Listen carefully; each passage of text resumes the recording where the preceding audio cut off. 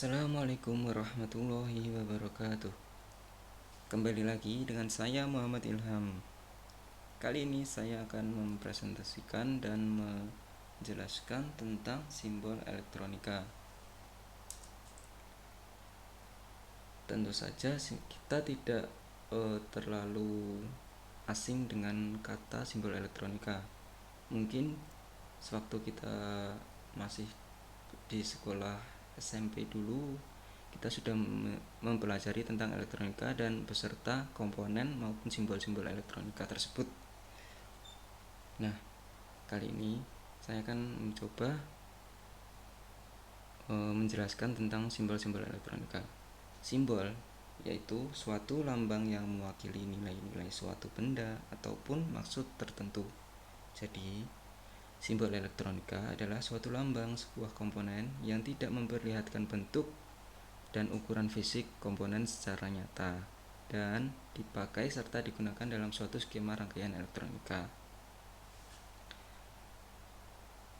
Di dalam komponen elektronika jadi komponen elektronika sendiri digunakan pada sistem kontrol dari suatu rangkaian, sebagaimana yang akan saya lampirkan. Gambar yang akan saya lampirkan berikut. Nah, jadi seperti ini.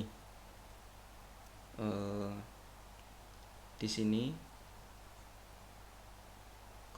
simbol-simbol elektronika dapat digabung menjadi satu dengan rangkaian listrik. Jadi ini contoh rangkaian utama listrik dan rangkaian pengendali, yang dimana kita dapat melihat bagaimana simbol-simbol elektronika seperti relay dan sebagainya. Dan untuk simbol listriknya kita bisa melihat ada line 3 fase yang menandakan ada listrik 3 fase, dan juga ada komponen MCB, ada komponen kontaktor dan sebagainya. Di dalam elektronika kita juga mengenal yang namanya normalisasi simbol, sebagaimana yang ditetapkan oleh lembaga internasional seperti ANSI, IEEE, dan IEC. Ya, seperti ini. Macam-macam simbol elektronika. Simbol-simbol di bidang elektronika di dunia ini terdapat dua negara yang punya normalisasi sendiri, yaitu Amerika dan Jerman. Jadi untuk normalisasi tidak menyeluruh untuk seluruh dunia. Jadi tidak seperti standar nasional, standar internasional seperti itu. Berikut beberapa simbol beserta keterangan komponen elektronika. Macam-macam simbol penghubung. Jadi, simbol penghubung merupakan suatu lambang yang mewakili sebuah kabel berbentuk sebuah garis lurus, vertikal maupun horizontal. Seperti yang dapat kita lihat di gambar. Yang pertama itu ya garis lurus penghubung arus listrik. Yang kedua connected wires, yaitu percaban penghubung. Jadi kita lihat di sini ada titik, yaitu yang dinamakan percaban penghubung. Itulah yang jadi penghubung dari sebuah rangkaian. Yang ketiga, penghubung yang tidak langsung ataupun jumping. Jadi kabel ini tidak serta-merta menyambung dengan yang horizontal ini. Lanjut. Simbol-simbol di bidang elektronika. Yang pertama, kita tahu resistor.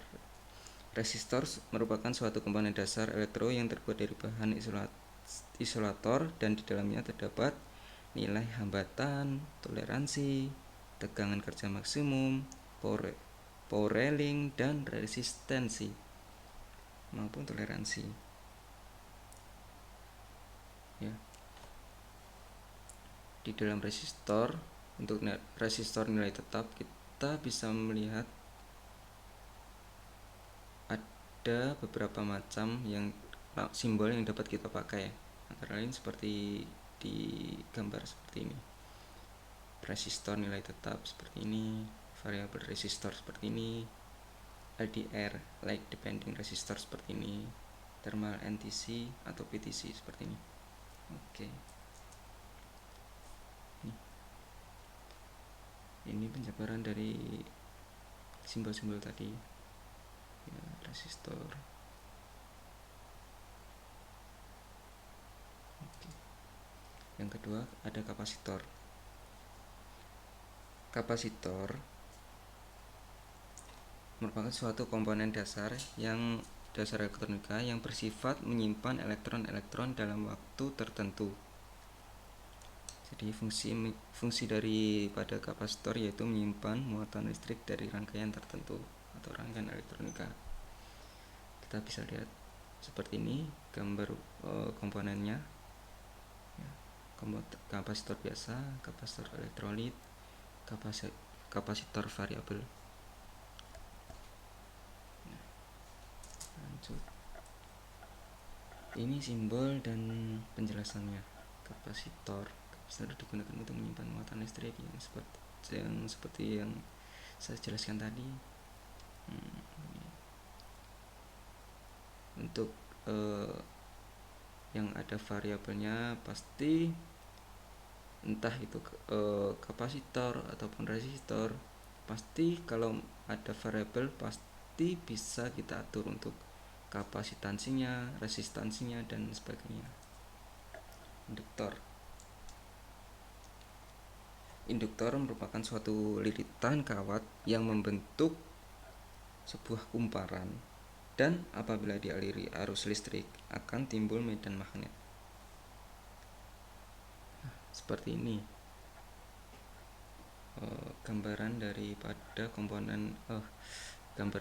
wujud kumparan tersebut.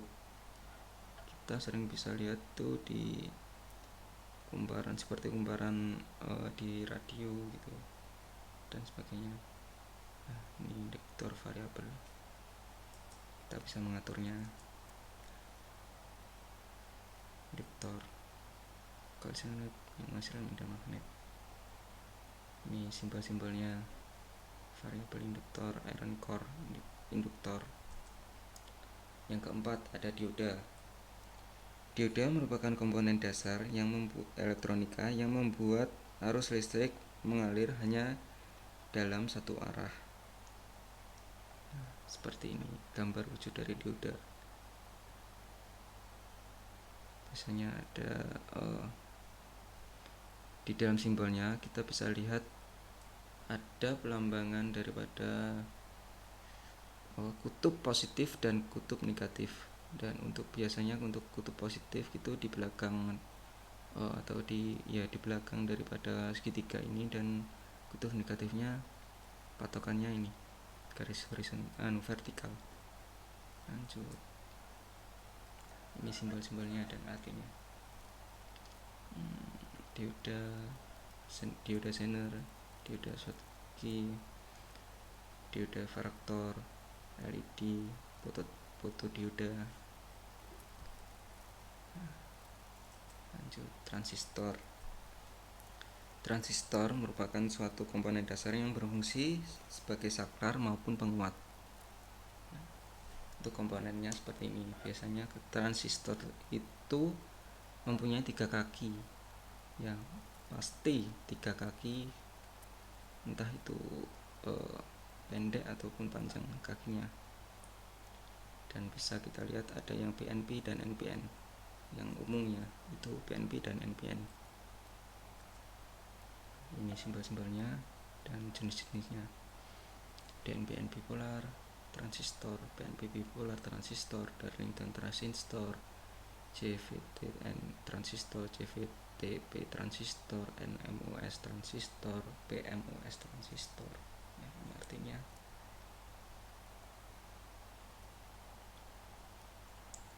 Yang keenam ada IC atau integrated circuit.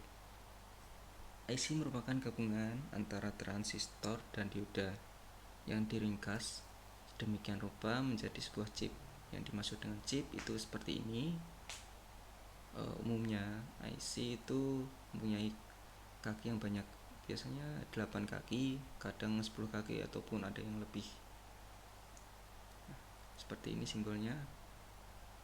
Ini simbol untuk, biasanya simbol untuk komponennya, ini simbol untuk rangkaiannya. Oke, yang keenam ada saklar. Oh maaf, yang ketujuh saklar. Saklar merupakan suatu komponen dasar elektronika yang umumnya berfungsi untuk memutus dan menyambung sebuah arus listrik di dalam suatu rangkaian. Ya, seperti ini saklar. Biasa juga digunakan dalam suatu rangkaian listrik ataupun di rangkaian sebuah kendaraan bermotor maupun mobil gitu. Ini simbolnya. Lanjut. Yang kedelapan ada relay. Yang dimaksud relay yaitu sebuah komponen dasar elektronika di mana berfungsi sebagai pemutus dan penyambung sebuah arus juga. Ya, fungsi relay itu juga digunakan untuk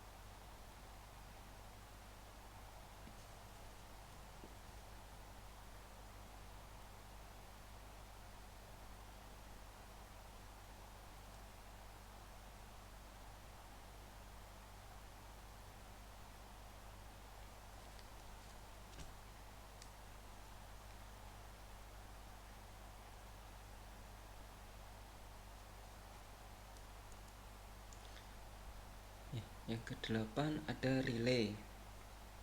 Apa sih yang dimaksud dengan relay dan apa fungsinya? Relay adalah saklar atau switch yang dioperasikan secara listrik. Jadi yang dimaksud dioperasikan secara listrik yaitu relay tidak akan berfungsi bila tidak ada listrik. Relay akan berfungsi apabila coil dari relay ini daripada relay ini dihubung atau dialiri oleh arus listrik. Jadi ketika arus listrik mengaliri coilnya relay, maka kontak daripada relay yang sebelumnya NO atau normally open menjadi normally close. Begitupun sebaliknya, yang normally close menjadi normally open.